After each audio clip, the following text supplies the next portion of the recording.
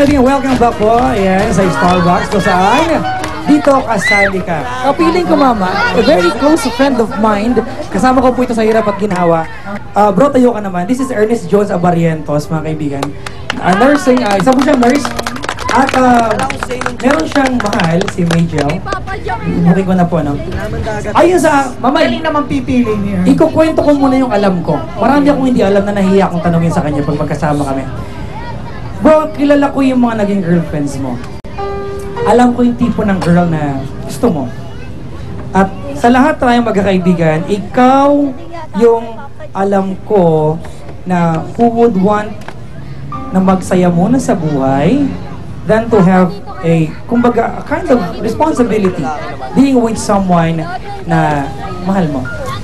Ano yung meron kay Majel? Bukod sa napakaganda, mga kaibigan, Claudine Barreto, ayan, Claudine Barreto, bukod sa ano yung meron sa kanya na binago niya yung pananaw mo when it comes to loving someone? Para sa akin, binago niya lahat sa akin. Kasi, pinagtagpo kami uli after 8 years. Eh noon, wala pa siyang baby. Tapos, ngayon, nakita kami after 8 years, may baby na siya. Pero tinanggap ko siya ng buong buo kasi mahal ko siya kung ano siya. And naniniwala kasi ako na yung anak, hindi yun hindrance sa amin. Kumbaga, blessing pa yun sa amin dalawa. Basta, yun, dapat magmamahalad lang kayong dalawa. Mama, personally ganito, alam ko yung kwento nilang dalawa. At some point, mayroon akong idea ng pinagdaanan nila. Si Majel, may pinagdaanan na siya na, kumbaga, nanakit sa kanyang damdamin. May pinagdaanan na sila eh. Ano yung pinangako ni EJ sa'yo? Para ipagkatiwala mo at magmahal ulit, di ba? Ang isang kagaya ni EJ. Mamahalin niya, hindi lang ako, kundi pati yung anak ko. Kasi parte siya ng buhay ko. Bago ko pa siya na-meet, yung anak ko na siya.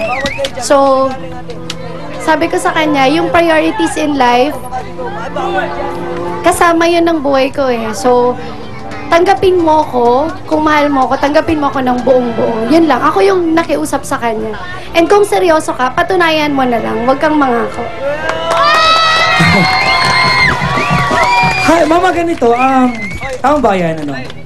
Meron akong gustong-gustong linya ni Majel. I don't even know kung alam niya na pinapansin ko yung line because I always listen to them. Laging sinasabi ni Majel sa akin pag magkakasama kami, Pajak, si EJ, binigyan ko yan ng tiwala. Maraming tiwala. Now, it's up to EJ kung paano niya yan uubusin. Yung tiwalang binigay ko. How do you want to spend every day of your life with her? Para sa akin, spend ko yung time kasama si baby niya. Kasi tinuturing kong baby ko na rin. Kung magkaroon man kami ng sariling baby, parang panganay ko na rin sa akin. And sabi ko sa kanya, si baby mo, gagawin nating inspirasyon para magtagumpay tayo sa buhay. Message for Majel. Okay, basta alam mo kung gano'n kita kamahal. And si Santi, alagaan natin yun mabuti. And sana dumating yung time na makita kita sa red carpet at aantayin kita sa dulo. Wow, sarap! We're talking about weddings. Majel, ano ang sagot mo? Aantayin ko rin yung time na ikaw, sa'yo ko sasabihin yung word na I do. Oh, kiss daw! Oh my God! Tama ba yan? Okay ba mag-kiss sila?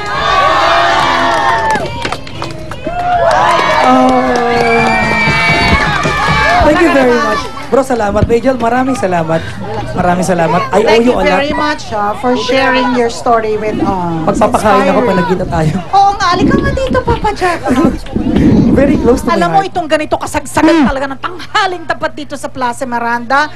Talaga namang ang pag-ibig nga naman, damang-dama natin. Kinikilig ako. Kanina sinabi natin, pipili tayo ng isa sa inyo na ang sinabi, ang statement ay totoo, tapat at tumatatak.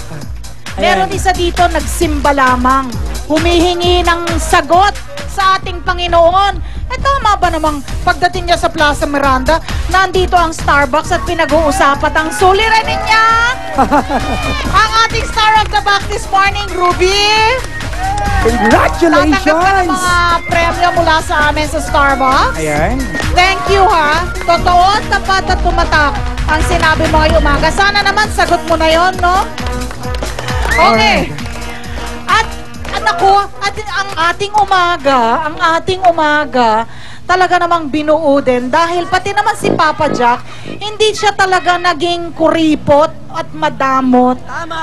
Sa pagkwento naman kung paano related yung issue this morning sa buhay niya. Naging open ka. Kung ikaw, pwede ka ding star of the box, Papa Jack. Mama, alam mo, nung kinausap ako ng GMA para gawin to, alam ko na darating yung punto na matatanong ako sa personal kang buhay. At wala akong karapatan na sumagot ng ayaw kong sagutin niya. Kasi ang pinag-uusapan natin dito, kwento ng on a personal level. Oo. Lahat sila sinasagot. Diba? Yung mga tanong natin, ikaw, pwede ka ba sabihin hindi? Oo nga, wala akong choice. Pero I am very much willing to share. Baka sakaling kapulutan ng aral.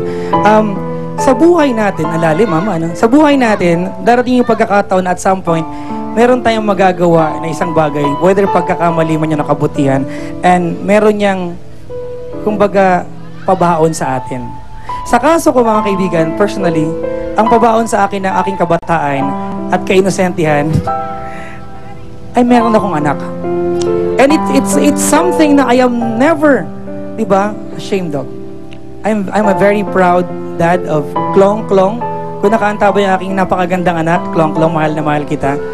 Gusto ko lang sagutin yung tanong ng taong bayan. Kung 100% single ka, pipili ka ba ng may anak na sa iba? Magpakatotoo yan, sagot yan, hindi. Hindi. Pag nag-uumpisa ka magmahal, hindi ka mangangarap na gusto kong magkaroon ng boyfriend o girlfriend na may anak na. You will not do that. Parang excess baggage, no? Pero pag nandun ka na, at pinagdadaanan mo na, every standards will be broken. Every ideals mabubura, will be erased. Diba? And you only have one thing to think of. I love this person unconditionally, and no matter how and what, diba, napagdaanan niyo, mahalin ko siya. At yun po yung hinihiling ko sa mga tao nagmahal sa akin, nagmamahal sa akin. Eto ako may anak ako. So the first thing that I want you to do is mahalin mo yung mga taong mahal ko. Especially sa lalaki, mga kaibigan. Yun, mga kaibigan. Ang statement mo, talagang alam ko, nahirapan ka doon. Nahirapan ako, Mama, kasi. Nahirapan ka doon, no? Nahirapan ako, Mama. Salamat po sa mga taong nagmamahal sa akin. Siguro, ngayong alam nyo na, it's already out in the open. Never ko kasing sinabi to, mga kaibigan, eh. Sana po yung mga nagmahal sa akin at nagdala sa akin kung nasaan ako dito, hindi mo bawasan. Hindi, mas mamahalin ka namin kasi totoo ka. Tama.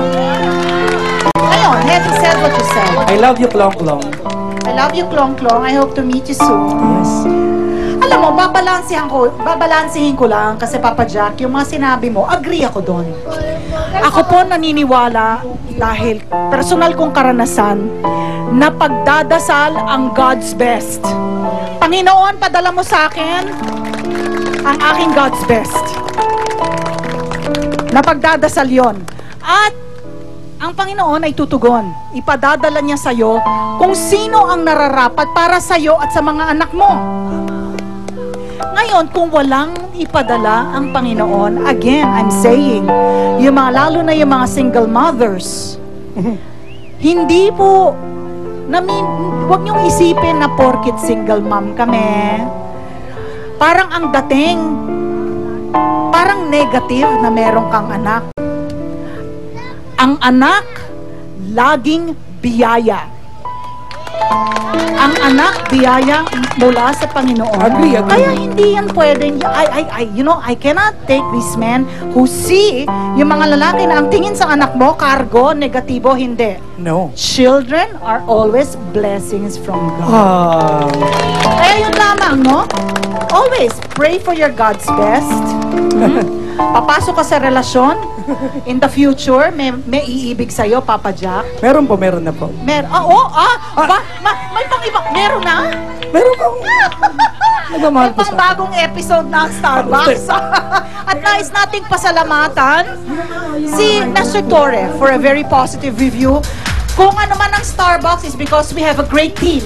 Maraming salamat naman. Salamat sa Starbucks team natin. Buong Palakpakan niyo. Starbucks team. Ako po si Mama Ali. At ako naman po si Papa Jack. Ito ang Starbucks Dito Kasali Ka!